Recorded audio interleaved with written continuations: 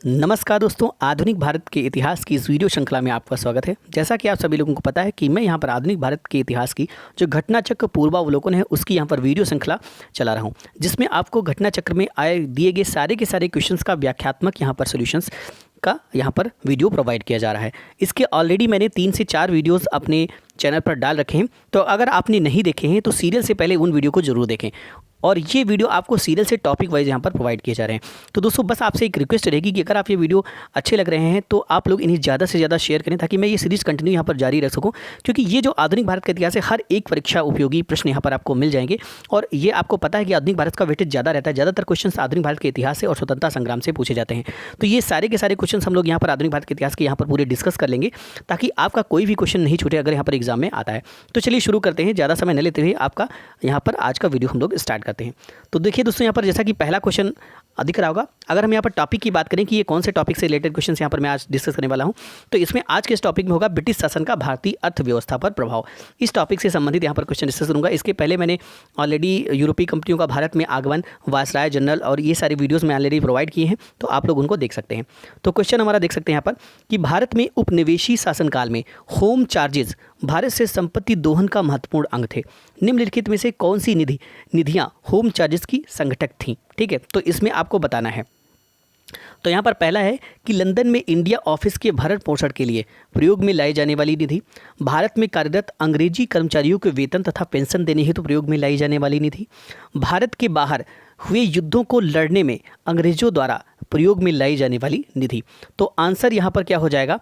इसका जो सही आंसर यहाँ पर हो जाएगा, ये हो जाएगा 2 और 3। यहाँ पर पूछा कि कौन सी निधियाँ संघटक थीं, तो आंसर आपका यहाँ पर हो जाएगा ऑप्शन नंबर बी, भारत में कार्यरत अंग्रेजी कर्मचारियों के वेतन तथा पेंशन देने हेतु प्रयोग में लाई जाने वाली निधि, भारत के बाहर युद्धों को लड़ने में अंग्रेजों द्वारा प्रयोग में लाई जाने वाली निधि। ये सॉरी, यहाँ पर ये गलत हो जाता है। यहाँ पर ऑप्शन नंबर आपका 1 और 2 सही आंसर हो जाएगा। देखिए यहाँ पर क्या हुआ था कि जब भारत सचिव का पद बनाया गया था और उसकी कार्यकारिणी यहाँ पर एक कार्यकारिणी समिति थी, जिसमें कार्यकारिणी परिषद थी, जिसमें और भी 15 से 16 सदस्य यहाँ पर हुआ करते थे उसकी सहायता के लिए। तो वो भारत सचिव जो होता था वहाँ पर लंदन में पूरा यहाँ की कंपनी का जो है हेड होता था। तो उसका जो है खर्च और उसकी जो कार्यकारिणी परिषद थी उसका जो खर्च था वो यहाँ से लिया जाता था, जिसे को होम चार्जेस के नाम से जाना जाता था। ठीक है, तो ये पहला वाला ऑप्शन यहाँ पर सही हो जाता है। दूसरा है भारत में कार्यरत अंग्रेजी कर्मचारियों के वेतन तथा पेंशन देने हेतु प्रयोग में लाई जाने वाली जो निधि है, तो ये 2 यहाँ पर सही हो जाते हैं। यानी कि अगर इसमें हम देखते हैं तो ऑप्शन 1 और 2 इसका जो है वो सही हो जाता है। ठीक है, ऑप्शन 1 और 2। ठीक है, तो यहाँ पर मैं इसका डिटेल में इसकी व्याख्या भी यहाँ पर बताऊँगा, जो यहाँ पर व्याख्या दी गई है वो भी यहाँ पर हम लोग डिस्कस करेंगे, आप लोग यहाँ पर व्याख्या को देख पाएंगे। ठीक है, तो चलिए देख लेते हैं यहाँ पर इसकी व्याख्या क्या दी गई है। तो यहाँ पर देख सकते हैं आप लोग, औपनिवेशिक शासनकाल में भारत सरकार के गृह शुल्कों से तात्पर्य इंग्लैंड स्थित राज्य सचिव सेक्रेटरी ऑफ स्टेट द्वारा भारत सरकार की ओर से किया गया व्यय था। इसमें शामिल थे भारतीय सार्वजनिक ऋण एवं रेलों पर लगाई गई पूंजी पर दिया गया ब्याज, भारत को दी गई सैनिक और अन्य सामग्री की लागत, भारत के कारण इंग्लैंड भी दिए जाने वाले नागरिक और सैनिक शुल्क, इंग्लैंड में राज्य सचिव का सारा व्यय 1919 तक, तथा भारत सरकार द्वारा यूरोपीय अफसरों को दिया जाने वाले भत्ते और पेंशन। ठीक है, ये आपके शामिल थे। और भारत के बाहर युद्धों को लड़ने में अंग्रेजों द्वारा प्रयोग में लाई जाने वाली जो निधि थी वो भी इसमें शामिल की गई थी। ठीक है, तो ये यहाँ पर कुछ चीज़ें इसमें जो है शामिल की गई थी, ये आप लोग यहाँ पर ध्यान में रखिएगा। क्वेश्चन किसी से भी यहाँ पर बन सकता है। ठीक है, नेक्स्ट क्वेश्चन देखते हैं, अगला क्वेश्चन। तो अगला क्वेश्चन यहाँ पर क्या निकल कर आ रहा है, शब्द इंपीरियल प्रेफरेंस का प्रयोग किया जाता था। तो जो इंपीरियल प्रेफरेंस ये शब्द है, तो इसका प्रयोग किसके लिए यहाँ पर किया जाता था, ये आपको यहाँ पर बताना है। तो इसका जो प्रयोग है ये भारत में ब्रिटिश आयातों पर दी गई विशेष रियायतों के लिए किया जाता था। ठीक है, तो जो इंपीरियल प्रेफरेंस है इसका प्रयोग भारत में ब्रिटिश आयातों पर दी गई विशेष रियायतों के लिए शब्द इंपीरियल यूज किया जाता था। ठीक है, नेक्स्ट क्वेश्चन देखते हैं। अगला क्वेश्चन है, ब्रिटिश शासन के दौरान भारत में उद्योगों का कोई स्वतंत्र विकास नहीं हुआ था, इसका कारण क्या था? तो ब्रिटिश शासन के दौरान भारत में उद्योगों का कोई भी स्वतंत्र विकास नहीं हुआ था, इसका क्या कारण था? तो इसका ऑप्शन यहाँ पर हो जाएगा, धनिक वर्ग द्वारा भू संपत्ति में निवेश करने को तहरीज दिया जाना। ऑप्शन नंबर डी आपका सही आंसर हो जाता है। ब्रिटिश शासन के दौरान, ठीक है, यहाँ पर इसका देख लेते हैं डिस्क्रिप्शन। ब्रिटिश शासन के दौरान भारत में धनिक वर्ग द्वारा भू संपत्ति में निवेश करने को वरीयता दिया जाने के कारण उद्योगों का कोई स्वतंत्र विकास नहीं हो सका। ठीक है, अगला क्वेश्चन यहाँ पर है, इस्तमरारी बंदोबस्त किसने लागू किया? तो इस्तमरारी जो बंदोबस्त है ये आपको पता है कॉर्नवालिस के द्वारा लागू किया गया था, मैं पहले भी इसको बता चुका हूँ। तो यहाँ पर देख लेते हैं 1793, कब की बात की जा रही है? 1793 में कॉर्नवालिस ने भू राजस्व की स्थायी बंदोबस्त प्रणाली का प्रारंभ किया। इससे इस्तमरारी, जागीरदारी, मालगुजारी एवं बीसवेदारी आदि भिन्न भिन्न नामों से जाना जाता है। तो यहाँ पर ध्यान रखिएगा कि इस्तमरारी, जागीरदारी, मालगुजारी और बीसवेदारी, ये सारी की सारी जो व्यवस्थाएं हैं ये सारी की सारी यहाँ पर इस्तमरारी ही जानी जाती हैं। ठीक है, यह व्यवस्था जो है ये बंगाल, बिहार, उड़ीसा और उत्तर प्रदेश के वाराणसी एवं उत्तरी कर्नाटक में लागू थी। इसके अंतर्गत समूचे ब्रिटिश भारत के क्षेत्रफल का लगभग 19% हिस्सा शामिल था। इस व्यवस्था के अंतर्गत जमींदारों को एक नए वर्ग को भूस्वामी घोषित कर दिया गया है, जिसे भूमि के लगान का 10/11 भाग कंपनी को देना होता था और 1/11 भाग अपनी सेवाओं के लिए अपने पास रखना होता था। स्थायी बंदोबस्त के अंतर्गत जमींदार छोटे पूंजीपति भद्र नवाब थे। ठीक है, अगला क्वेश्चन देखते हैं, नेक्स्ट क्वेश्चन, किसके शासनकाल में, क्वेश्चन नंबर 5, किसके शासनकाल में स्थायी बंदोबस्त प्रारंभ किया गया था? तो स्थायी बंदोबस्त जो प्रारंभ किया गया था ये लॉर्ड कॉर्नवालिस के शासनकाल में प्रारंभ किया जाता। ठीक है, इसका मैंने अभी ऊपर बताया व्यवस्था इसका क्या था। स्थायी बंदोबस्त किसने किया? तो ये जो है ये आपका जमींदारों से था, इसका संबंध किससे था? जमींदारों से। नेक्स्ट क्वेश्चन देखते हैं, स्थायी बंदोबस्त किसके साथ किया गया था? तो ये जमींदारों के साथ किया गया था। ऑप्शन नंबर ए आपका सही आंसर हो जाएगा। नेक्स्ट है, किस गवर्नर जनरल ने भारत में स्थायी भू राजस्व व्यवस्था स्थापित की थी? तो ये आपकी किसने स्थायी भू राजस्व व्यवस्था भारत में स्थापित की थी? तो आंसर आपका हो जाएगा Lord Cornwallis, option number C, इसका भी मैं ऊपर व्याख्या कर चुका हूँ। नेक्स्ट क्वेश्चन देखते हैं, अगला हमारा जो क्वेश्चन है, लॉर्ड कॉर्नवालिस का स्थायी बंदोबस्त लागू किया गया, तो ये भी मैंने अभी आपको बताया है सन 1793 ईस्वी में ये लागू किया गया था। अगला क्वेश्चन है, 1793 में लॉर्ड कॉर्नवालिस की भू व्यवस्था प्रणाली लागू होने के बाद कानूनी विवादों की प्रवृत्ति में बढ़ोतरी देखी गई थी। निम्नलिखित प्रावधानों में से किस एक को सामान्यतः इसके कारक के रूप में जोड़कर देखा जाता है? ठीक है, तो इसका जो आंसर हो जाएगा ये आपका यहाँ पर तीनों ए, बी और सी तीनों में से कोई नहीं, ये आपका यहाँ पर सही आंसर हो जाएगा। रैयत की तुलना में जमींदार की स्थिति को अधिक सशक्त बनाना, ईस्ट इंडिया कंपनी को जमींदारों का अधिपति बनाना, न्यायिक पद्धति को अधिक कार्यकुशल बनाना, ये तीनों यहाँ पर नहीं है। इसके बारे में हम डिटेल में हम लोग व्याख्या देख लेते हैं कि सन 1793 में लॉर्ड कॉर्नवालिस द्वारा स्थायी बंदोबस्त यानी कि जमींदारी व्यवस्था जिसे कहा जाता है वाली भू व्यवस्था प्रणाली में जमींदारों का भूमि पर वास्तविक अधिकार स्वीकृत कर लिया गया था। ठीक है, जब तक कि वे लगान एकत्र कर उसका 10/11 भाग सरकार को देते रहते, लेकिन जमींदारी का भू क्षेत्र निर्धारित नहीं था। लगान रहित अनुदान भूमि, चारागाह, प्रति आदि भूमि निर्धारित न होने के कारण कानूनी विवाद बढ़े। जमींदार एवं कृषक के बीच अनेक मध्यस्थतों के कारण भी विविध वादों की संख्या में बढ़ोतरी हुई। ठीक है, अगला क्वेश्चन देखते हैं, चिरस्थायी बंदोबस्त 1793 के अंतर्गत जमींदारों से अपेक्षा की गई कि वे खेतिहरों को पट्टा जारी करेंगे। अनेक जमींदारों ने पट्टा जारी न किए, इसका कारण क्या था? तो इसका कारण था जमींदारों के ऊपर कोई सरकारी नियंत्रण नहीं था। ऑप्शन नंबर बी सही आंसर हो जाता है। देखिए, कॉर्नवालिस ने जब 1793 में स्थायी बंदोबस्त व्यवस्था लागू की तो ये जो व्यवस्था थी ये बंगाल, बिहार, उड़ीसा और उत्तर प्रदेश के वाराणसी और कर्नाटक क्षेत्रों में लागू की गई थी। इसके तहत जमींदार जिन्हें भूस्वामी के रूप में मान्यता प्राप्त थी को अपने क्षेत्रों में भू राजस्व की वसूली कर उसका 1/11वां हिस्सा अपने पास रखना होता था और शेष हिस्सा कंपनी के पास जमा करना होता था। जमींदार काश्तकारों से मनचाहा लगान वसूल करता था और समय से लगान न देने वाले काश्तकारों से जमीन भी वापस छीन ली जाती थी। कुल मिलाकर काश्तकार पूरी तरह जमींदार की दया पर निर्भर होता था। ठीक है, जमींदारों के ऊपर कोई सरकारी नियंत्रण नहीं था तथा इस कारण बहुत से मामलों में पट्टा जारी नहीं किए गए जाते थे।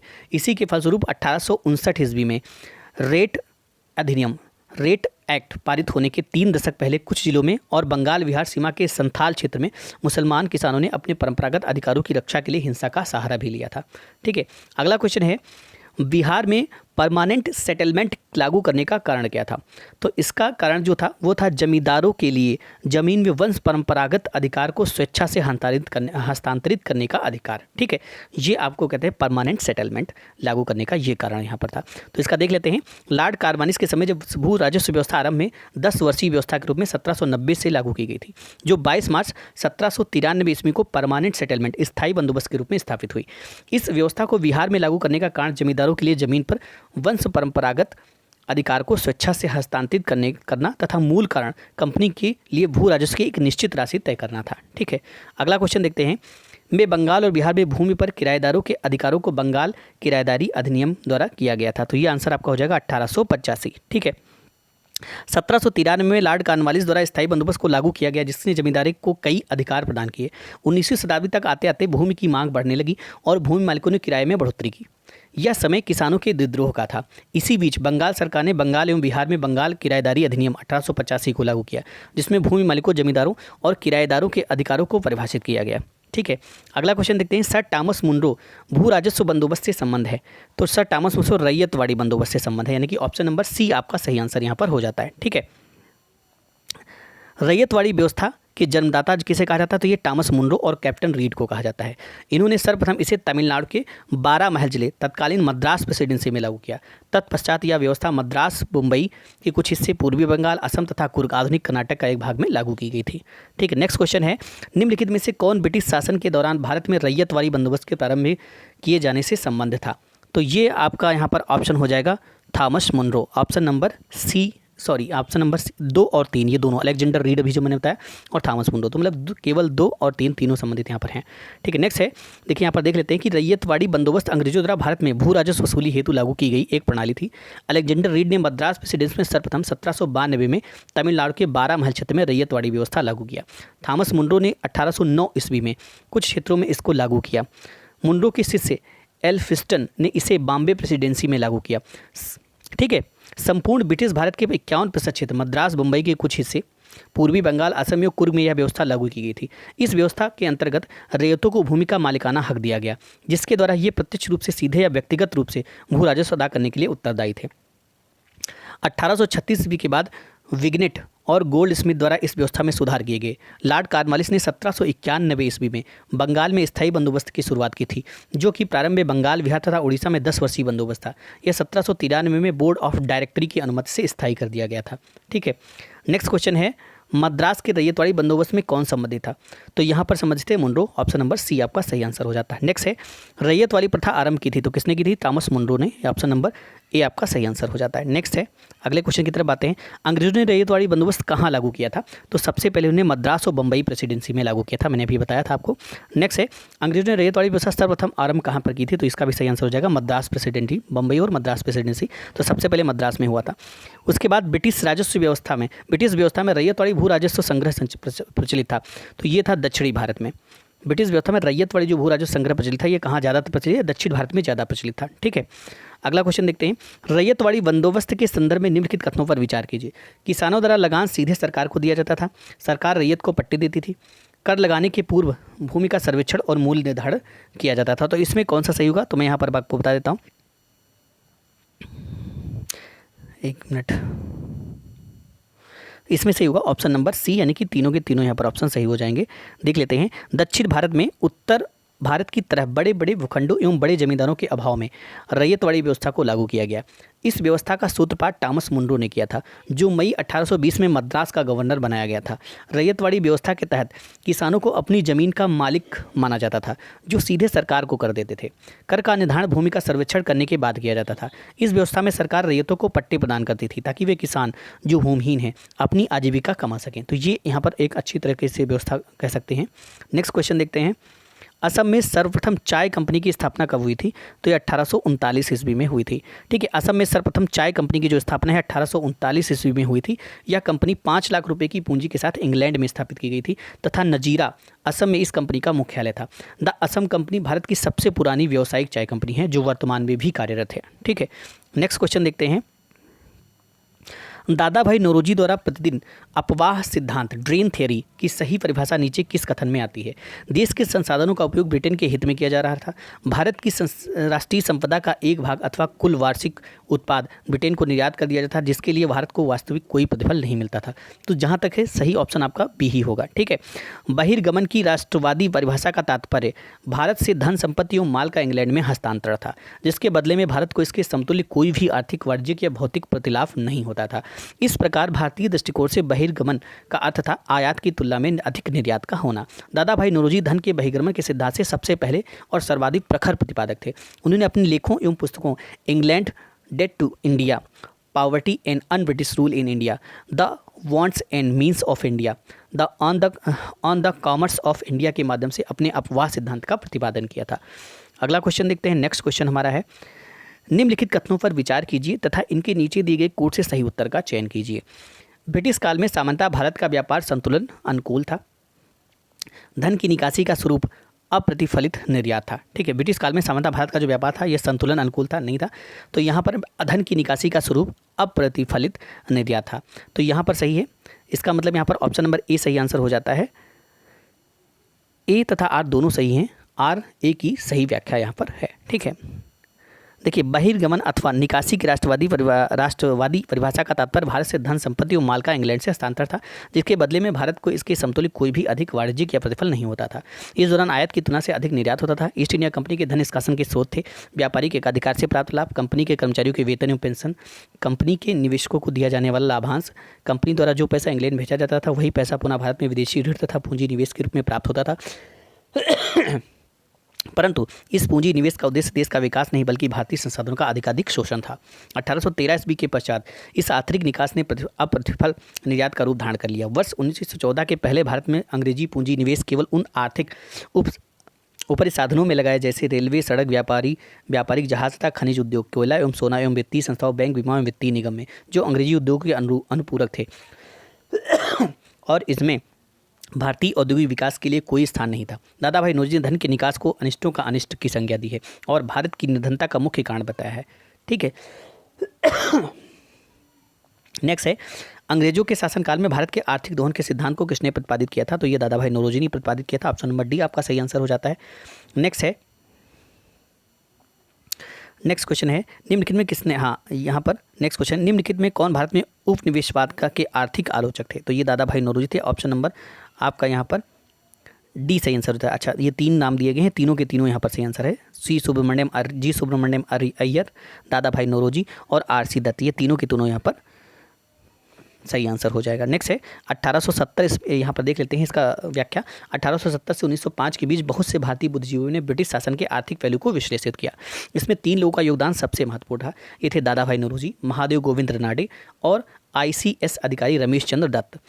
इन्होंने भारत का आर्थिक इतिहास लिखा। इन तीनों के अतिरिक्त GV जोशी, जी सुब्रमण्यम अय्यर, गोपाल कृष्ण गोखले, पृथ्वीश चंद्र राय समेत अन्य राजनीतिक कार्यकर्ताओं और पत्रकारों ने तत्कालीन अर्थव्यवस्था के हर पहलू का गहराई से विश्लेषण किया। ये लोग इस निष्कर्ष पर पहुंचे कि भारत के आर्थिक विकास के रास्ते से सबसे बड़ी बाधा उपनिवेशवाद ही है। ठीक है, नेक्स्ट है, निम्नलिखित में से कौन दादा भाई नौरोजी के उत्सारण सिद्धांत ड्रीम थियरी में विश्वास नहीं करता था?